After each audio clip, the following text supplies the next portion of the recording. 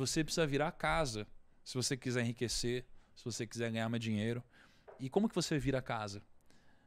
Você traz as probabilidades ao seu favor. Porque a casa é o cassino. Cara, o jogador nunca ganha no cassino, né? A maior chance de você ganhar dinheiro no cassino é você entrar no cassino e você jogar na roleta. E uma única vez, todo o seu patrimônio. Essa é a maior chance de ganhar no cassino. Porque você tem na roleta o preto e o vermelho, e você tem o 0 e o 00, que são verdes, né? Então você tem quase 50% de chance de ganhar. É algo entre 46% e 48% de chance, eu não sei direito. Então, a sua maior chance de ganhar no cassino é jogar uma única vez na roleta all-in em alguma das cores. Quanto mais você joga, mais você perde, porque as probabilidades estão contra você. Então, para você virar o cassino, você tem que jogar as probabilidades ao seu favor, né? Então, o jogo do enriquecimento é um jogo de probabilidades. Entendeu? É o jogo de jogar as probabilidades ao seu favor e não contra. E se você quer ser o jogador e quer jogar um jogo de gente grande, você está jogando com as probabilidades contra você. E você tende a empobrecer, a fazer cagada, a viver pobre, mas com a esperança de que você vai enriquecer algum dia, mas não vai. Quando que tu entendeu isso? Em 2013, 2014, talvez. E como é que tu fez pra virar a casa? Eu passei a deixar de querer enriquecer só com os meus investimentos e passar a ter uma carteira de clientes diversificada. Então foi quando eu deixei de querer enriquecer só investindo meu dinheiro e passei a montar um negócio. Tá. Não é? Então pensa assim, ó, tem muita gente hoje que acha que vai enriquecer pegando o seu dinheiro e querendo ficar comprando e vendendo toda hora. Pode enriquecer, mas as probabilidades estão contra você. Por isso é natural que você tenha mais chance de quebrar ou de não prosperar. Quando você empreende sem ferir princípios, porque o empreendedorismo por si só também é um jogo de probabilidades contra você, tá?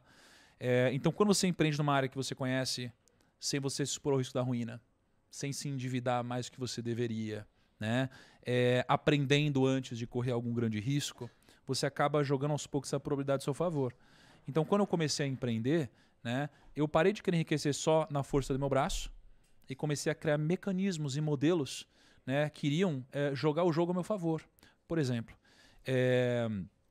se eu tinha 50 pessoas no meu time, na época, prospectando clientes, a chance era muito grande de alguma dessas pessoas do meu time encontrarem um cliente multimilionário. Eu sozinho tenho as probabilidades. Então, o que eu fiz foi um jogo de probabilidades. Então, eu preciso manter um custo baixo, ter fontes de aquisição diferentes. Tu sabia disso na época ou tu analisou como tu fez e, pô, até que eu fui na cagada certinho? Cara, foi uma mistura dos dois. É. Não foi na cagada, eu sabia que essa era a direção, né? Mas óbvio que eu não tinha essa clareza que eu tenho hoje. Mas na época eu também não tive um mentor, sabe? Eu não tive um cara que sentava comigo e me explicava. Os meus mentores eram os livros, né? Então, o que mudou a minha vida com certeza foi ler, mesmo não gostando de ler.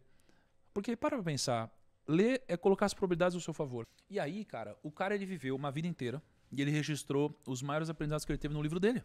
É sobre isso o livro. É sobre uma mensagem, é sobre o que ele aprendeu, é sobre o legado. Um legado que ele vai deixar no outro, diferente de uma herança que ele deixa pro filho, não é? Então ele registrou todos os aprendizados dele no livro. E aí a gente vai viver uma vida tomando porrada todo dia para aprender o que esse cara já aprendeu no final da vida dele, tendo tido o sucesso que ele aprendeu, o sucesso que ele teve. Não, eu vou ler livro. Ler livro vai trazer probabilidade a seu favor. Então se você ler a história do Elon Musk, verdade. Se você ler livro e você lê a história do Silvio Santos, você lê a história de seja lá qual for o empreendedor, você vai aprender o que ele demorou uma vida inteira para aprender. Então você vai reduzir a possibilidade de errar onde ele já errou.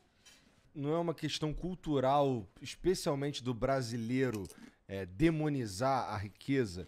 Eu vejo que tem uma... Assim, na verdade, eu consigo enxergar duas vertentes. Assim, se você se torna um empresário, se você se torna um cara que... Isso é interessante até. Que faz a roda girar e tudo mais, e uma galera se dá bem, e existe a possibilidade de pessoas terem um emprego por sua causa e tal. Vamos lá, do iFood, por exemplo. O iFood é uma puta iniciativa maneiríssima que, porra, hoje ninguém sabe direito como vive sem iFood, mas tem uma galera que bate muito no iFood por causa do como é a relação deles com os motoboys e tal. Então, é possível que se você chegar num lugar falando que você é o dono do iFood, tu vai ser mais mal visto do que um cara que ficou rico e nas redes sociais ele ostenta, não sei o que, o caralho. Sim. Então tem duas visões aqui. O cara que se tornou um grande empresário e um cara que o trabalho dele é ser um influenciador que ostenta, que não sei o que e tal. Então talvez a gente enxergue a riqueza de duas formas diferentes, culturalmente falando aqui no Brasil. É maneiro tu ostentar, mas não é muito maneiro tu empregar pessoas, sei lá. Tá ligado? Cara, tem um problema com as massas, assim, né? As massas... Toma cuidado pra falar isso, né, cara? Mas assim, as massas, elas dificilmente estão certas, assim. Dificilmente estão certas. É por isso que elas são as massas. Uhum. Né? Mas, por outro lado, se elas são a maioria, como eu poderia dizer que uma minoria de pessoas está certa? Né? O que definiria o certo e o errado? É complexo. Mas eu vejo que, geralmente, a opinião das massas é uma opinião que tem muito mais a ver com um viés emocional do que com uma questão lógica. A gente erra isso o tempo todo. E o dinheiro é uma delas. Então, por exemplo, as pessoas gostavam muito mais de mim quando eu não tinha fama, digamos assim. Tá? Uhum. As pessoas, elas insistem em compartilhar meias verdades ou falsidades, ou seja lá o que for. Por exemplo, eu enriqueci antes de entrar na internet. Não é? Então, quando eu entrei na internet, eu era pequeno, as pessoas, elas admiravam isso. Admiravam eu ter enriquecido antes de entrar na internet, empreendendo, e aí depois compartilhar esses aprendizados na internet. Quando eu consegui compartilhar o aprendizado com muito mais pessoas, e eu passei também a ganhar mais dinheiro digitalmente, né, uma linha de receita que eu não tinha antes, muitas pessoas começaram a me demonizar pelo simples fato de eu fazer muito dinheiro. Porque, realmente, assim, o empreendedor, ele é muito mal visto aqui.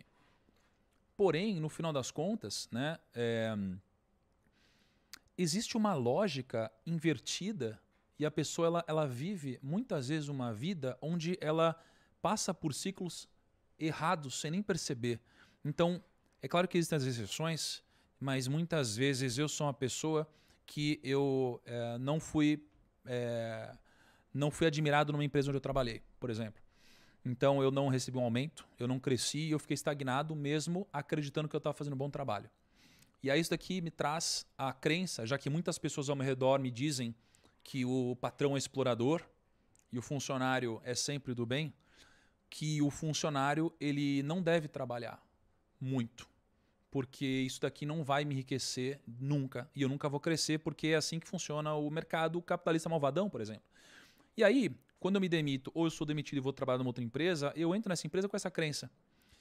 E aí, por isso, eu não desempenho mais do que eu poderia desempenhar. E aí, eu não cresço novamente ou eu sou mandado embora em algum momento. E aí, eu começo a achar que a culpa é do outro. Enquanto que, na verdade, pelo fato de eu ter vindo com essa crença e evitado trabalhar mais do que eu poderia, trazer mais resultado do que eu poderia, né, me fez não crescer. Então, no final das contas, eu estou culpando o outro por algo que, na verdade, eu estou errando. Porque a gente começa a entrar num ciclo negativo. Né? E muitas vezes esse ciclo vem das grandes massas. Né? Porque a maioria das pessoas, elas geralmente não tem algum resultado expressivo. Elas sonham em ter muito dinheiro. Elas gostariam demais de ter muito dinheiro. Mas quando o amigo delas cresce, elas passam a entender que existe algo errado nisso. A gente tem muita dificuldade de admirar o sucesso do outro. Uhum. E a gente vive nesse ciclo, né, cara? Ô, primo, tu tava falando aí agora que tu, pô, já tinha enriquecido antes de se tornar famoso e tal. Na primeira vez que a gente conversou, você já me contou que você era garçom e tudo mais, né? Uhum. Cara, nessa época de garçom, o que você imaginava, assim, pra tua vida? Tu queria ficar rico? Por que eu tô te perguntando isso? Porque, ó, chegou um momento da minha vida, você tava me perguntando aqui se eu queria ser rico e tal. Chegou um momento da minha vida que eu tinha mais dinheiro do que eu precisava, Uhum. tá? Eu tava num caminho de, porra, juntar um patrimônio ali e ter a possibilidade de ficar mais tranquilo. Não é nem nada muito absurdo, não, mas era assim, eu tava acostumado com X e eu comecei a ganhar 20X, tá ligado? Eu, caralho, isso aqui é maluco e tal. Só que eu percebi, a minha sensação foi, cara, rapaz, não era esse o objetivo. Eu queria mesmo era, sei lá, alguma outra coisa que não era ficar rico. Tu passou por isso, assim, teve algum momento que tu parou e pensou, caralho, não era ficar rico o que eu queria. O que eu queria mesmo era, sei lá, eu queria ser um comunicador e não ser rico. Teve. Isso aconteceu depois que eu fiquei rico. Geralmente a gente precisa ficar rico pra isso acontecer. É muito difícil, cara. É muito difícil. Você tá fudido, você acha que o objetivo é ter dinheiro, né? É muito difícil, cara, você ouvir alguma reflexão sobre riqueza de alguém que não chegou lá. É muito clichê ou muito ilógico você ouvir de alguém que passou a vida inteira pobre e nunca teve a opção de escolher e foi obrigado a viver a vida que teve, dizendo que o dinheiro não traz felicidade, por exemplo, um clichê como esse, ou que ser rico não vale a pena, né? Ou alguma coisa do tipo. Então, acho que a pessoa que ela não atingiu a liberdade financeira, ela dificilmente vive. Eu acho que ela sobrevive, não é? Então, ela é uma pessoa que ela faz o que faz por necessidade e não por opção, né? Então, dificilmente você vai saber se de fato você gosta do que você faz ou se você vive, né, uma vida preenchida, ou seja lá o que for, né, até você poder ter a opção de mandar todo mundo se ferrar. Ou você poder dizer não porque você quiser. Não é? Então, realmente, é muito difícil. E existe um clichê onde muitas pessoas sem dinheiro querem dar opinião sobre isso. E as pessoas nem sabem como é. É como aquela pessoa que nunca teve uma namorada ou um namorado e vai querer te dar conselho amoroso. E a gente que já viveu, a gente sabe, essa é a sua primeira namorada, seu primeiro namorado, pô, isso daqui parece que vai dar ruim, não é? A gente já viveu coisas. É claro que existem as exceções, mas a regra, né, ela estatisticamente acontece. Acerta mais, né? Ela acerta mais.